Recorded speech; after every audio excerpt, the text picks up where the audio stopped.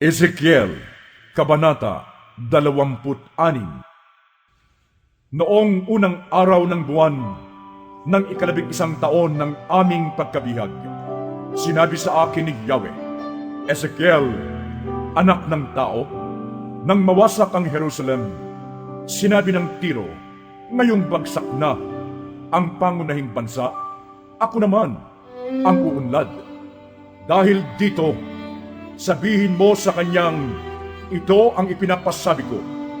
Tiro, ako'y laban sa iyo. Ipapalusog kita sa maraming bansa, tulad ng paghampas ng maraming alon sa dagat. Iguguho nila ang iyong kuta at ibabagsak ang iyong mga toreng bantayan. Kakalkalin ko ang iyong lupa hanggang sa bato ang matira. Magiging bilaran ka na lamang ng lambat sa gitna ng dagat at hahamakin ka ng kapwa mo bansa.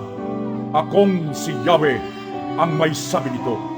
Ang mga mamamayan sa kalakhan ng bansa ay papatayin sa tabak. Sa gayon, makikilala mong ako si Yahweh. Ipinapasabi nga ni Yahweh, ang Tiro ay ipasasalakay kay Haring Nebuchadnezzar ng Babylonia, ang pinakamakapangyarihang hari. Mula sa hilaga, darating siya kasama ang isang malaking hukbo at maraming karwahe at mga ngabayo. Mapapatay sa digmaan ang mga nakatira sa kalakhang bahagi ng bansa. Gagawa sila ng mga hukay na pagkukublihan at iba pang kanlungan. Kukubkubin ka ng mga kawal na ang mga kalasag ay parang matibay na pader. Ang iyong pader ay iguguho sa pamamagitan ng malalaking pambayo at ang toreng bantayan ay ibubuwal sa pamamagitan ng kagamitang bakal. Hindi ka makikita sa kapal ng alikabok dahil sa dami ng kanyang kabayong gagamitin sa pagsalakay sa iyo. Mayayanig ang iyong pader sa yabag ng mga kabayo, karwahe at kawal.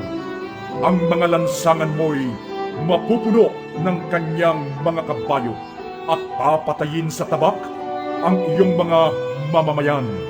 Ano pat mabubuwal, pati ang pinakamalalaki mong haligi. Sasamsamin niya ang iyong ari-arian. Iguguho niya ang iyong mga tanggulan. Gigibain ang iyong magagarang bahay at itatambak sa dagat ang mga bato at kahoy na gumuho.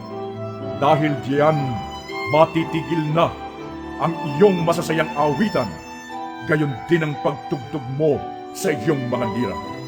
Mag-iiwan lamang ako ng malapad na batong bilaran ng mga lambat at hindi ka na muling itatayo bilang isang lungsod. Akong si Yahweh ang may sabi nito. Ipinapasabi ni Yahweh sa Tiro, ang mga lupain sa baybayin ay mayayanig sa balita ng iyong pagbagsak, sa nakakapangilabot na daing ng mga sugatan at sa dami ng mamamatay sa iyong mamamayan. Dahil dito, ang mga hari ng mga pulo sa karagatan ay aalis sa kanilang luklukan. Maghuhubad ng magagara nilang kasuotan. Maglulupasay na nanginginig at masisindak sa nangyari sa iyo. Aawitin nila para sa iyo ang panaghoy na ito. Ang bantog na lungsod ay nawasak. Pinalubog sa karagatan ang kanyang mga sasakyang dagat. Dati, ang mga mamamayan niya ang kinasisindakan sa karagatan. Sila ay naghasik ng takot sa mga bayan sa baybay dagat. Ngayon, ang lahat ng pulo ay nangingilabot dahil sa kanyang sinapit. Oo, ang mga mamamayan nito'y pawang natatakot dahil sa balita ng kanyang pagkawasak.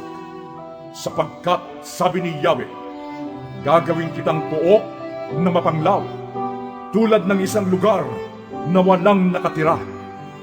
Palulubugin kita sa tubig, tulad ng itinapon sa pusod ng dagat. tulad ng mga namatay noong unang panahon. Pananatilihin kita sa walang hanggang kalaliman para hindi na mapanahanan ni naman. Daranasin mo ang kakilakilabot na wakas at ganap kang mawawala. Hahanapin ka, ngunit hindi na matatagpuan.